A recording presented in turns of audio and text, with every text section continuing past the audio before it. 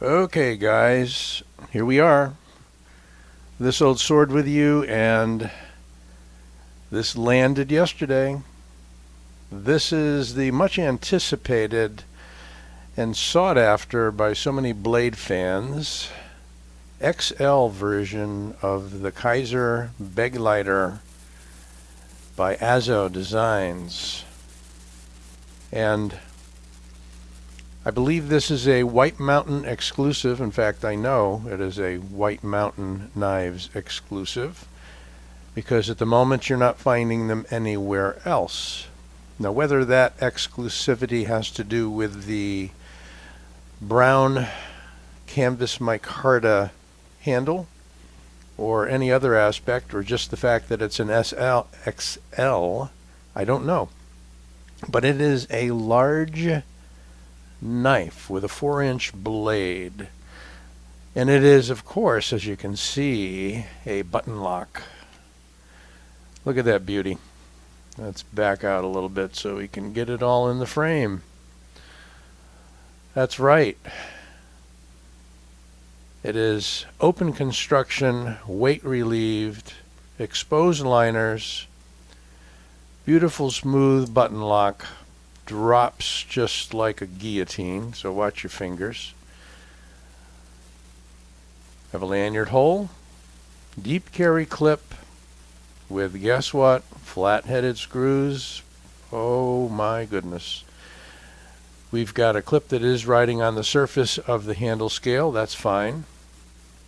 This goes in and out of the pocket quite nicely. You've got just enough texture to the micarta. There is the Begleiter XL descriptor. Double thumb studs. Beautiful run, long run of jimping. And what I would call a spear point blade, you can call it a drop point if you like, but ends up being fairly equal, sharpened on one side, with that very small swedge at the front, which gives it just a little bit of streamlining for any thrusting movements with the point. There's minimally branded Kizer 154 cm steel, which is great. 154 cm was at one time the staple of both custom knife makers and production makers like Benchmade and many others. I think versions of 154 go all the way back to the Loveless custom knife making era. That A is your Azo logo for the design group. And look at the high grind. Oh man. I mean, that if that doesn't go all the way to the top, it's just awfully close. Giving us a pretty fine edge. So the first thing I'd like to do is put the tape on it and some other measuring tools and see what we've got for an overall of 9 inches exactly. And oops, we're just a little shy of 4 inches. We're like 3.95. Depends upon where you go. I'm going to call it a 3.95. That's actually pretty good. Makes it legal in some jurisdictions that forbid blades that are over 4 inches. Now, as far as handle thickness goes, it's not too bad. Boy, 0.55 for a big knife. And let's grab the blade right there behind the thumb studs, 3.2 millimeters. Now the weight is where I think the weight relieving is not going to give us quite as much relieving as we would imagine. Well, yeah, wouldn't it help to turn the scale on? It's early in the morning. Wanted to get this out to you guys. It's a Friday. Got some work to do too. Okay, well, it's 5.3 ounces. We're going to forget the 06. 5.3 ounces, which for a large knife is really not too bad. Yeah, it's over 5 ounces, but not crazily so. The action is, as you would expect from a Kizer, just really nice. The practice you have to do with this knife and many other button locks is to press it and then release it before you get that bounce, because they all give you that bounce, right? Goes in. I believe certainly the blade is not touching the handle. Don't worry about that. But probably the heel is, and then you get that bounce back. So if you want to be cool with it, you let it go and then release it. And the timing is something you'll work on. And does it have a fidget factor? Oh, absolutely. It really does have a fidget factor. Because you've got double thumb studs, you can potentially middle finger flick it, which I amazingly just did. You can use the flipper tab, of course, and you can use your thumb, all very easily. And yeah, like any button lock, you're not going to have the type of detent where it just flies out there. You can roll it out should you choose to, but no problem at all firing it out. Just give it a follow through with the thumb. Another look at the clip. It is a bright clip. There's only one handle color on these at the moment. Maybe there will be more in the future. I'm not sure what Justin has plans for. But look at, we've got plenty of blade length in that handle. That's pretty good. Just about right. And that point is well tucked under the pommel of the handle, so you don't run into any of those problems.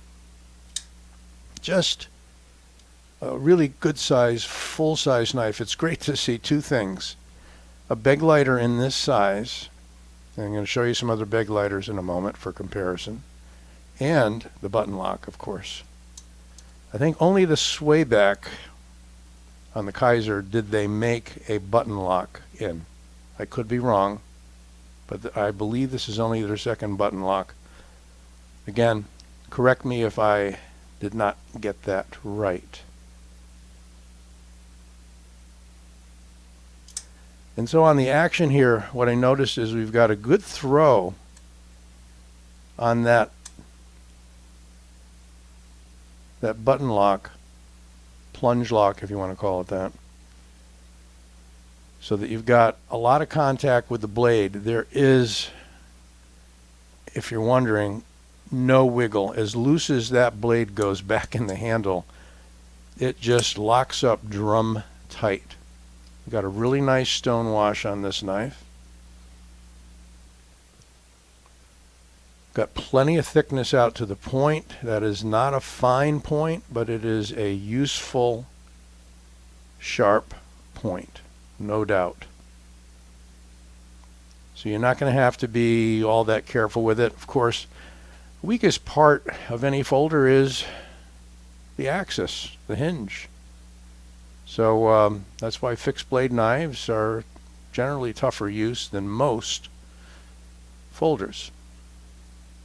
I like the fact that they minimized the branding on this. The biggest thing is the Kizer logo, and that isn't all that big for the size of the knife.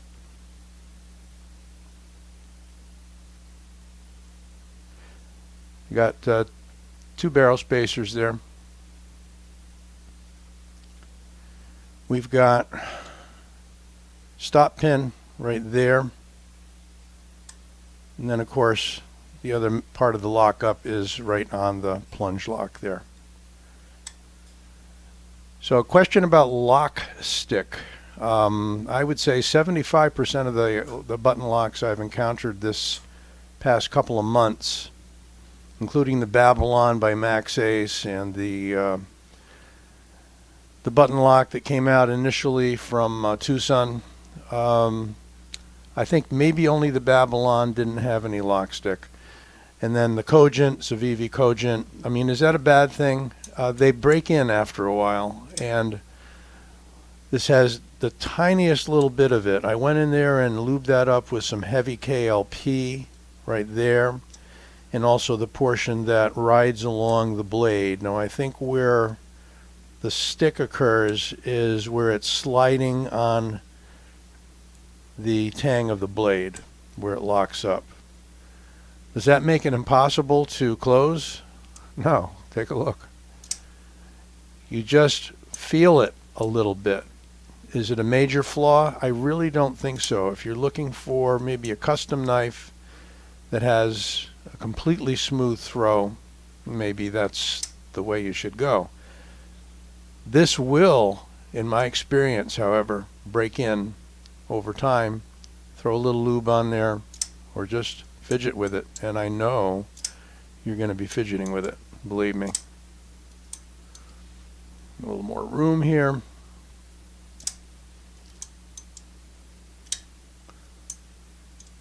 And you can see I'm getting used to when to release that button. So that happens.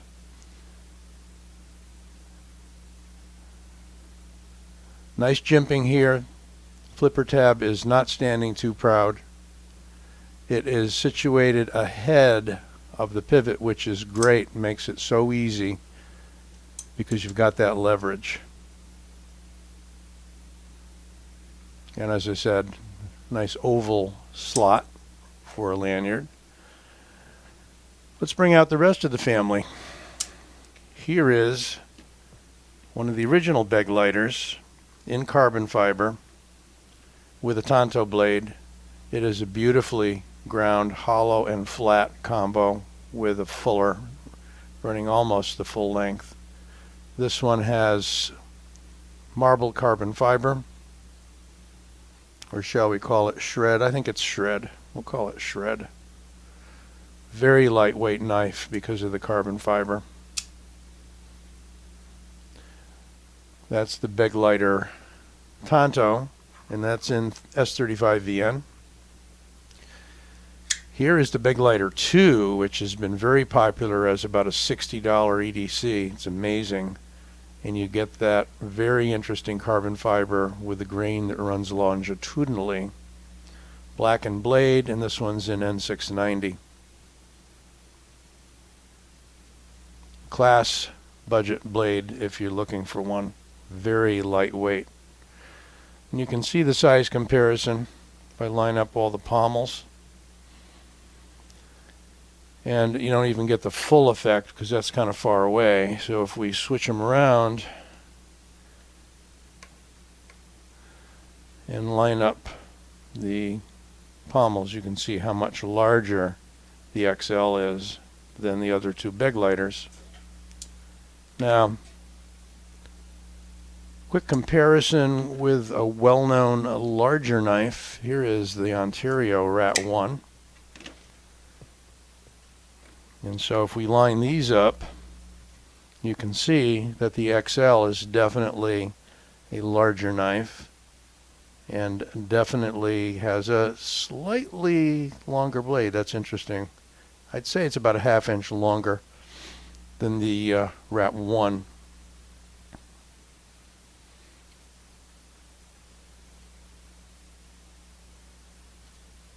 And there you go. So we're going to call it a 4-inch blade, just shy of 4 inches, which again is a good thing. If you're not allowed to have 4-inch or over knives re-are. Got a few thumbprints on there, but it is a lightly stone-washed blade. I think just great combo, and at the price point, $80. Okay, $80. If you use your discount code, I should say my discount code, Old Sword, you get 10% off, so you drop $8 off of that, and you get a $72 knife. How about that? $72 for a Begleiter XL. Well, I enjoyed doing this review. Enjoyed anticipating the arrival of this. I've been looking at these ever since last December, I think, or earlier, when Justin from White Mountain Knives announced that these would be coming out in February. And indeed, he's spot on. They came out February 9th. So Here we are Friday, recording this on Friday the 11th, and should be dropping this morning. So we're getting it right out to you guys. Hope you enjoyed this review. Don't forget to give it a like and subscribe as always. Be well.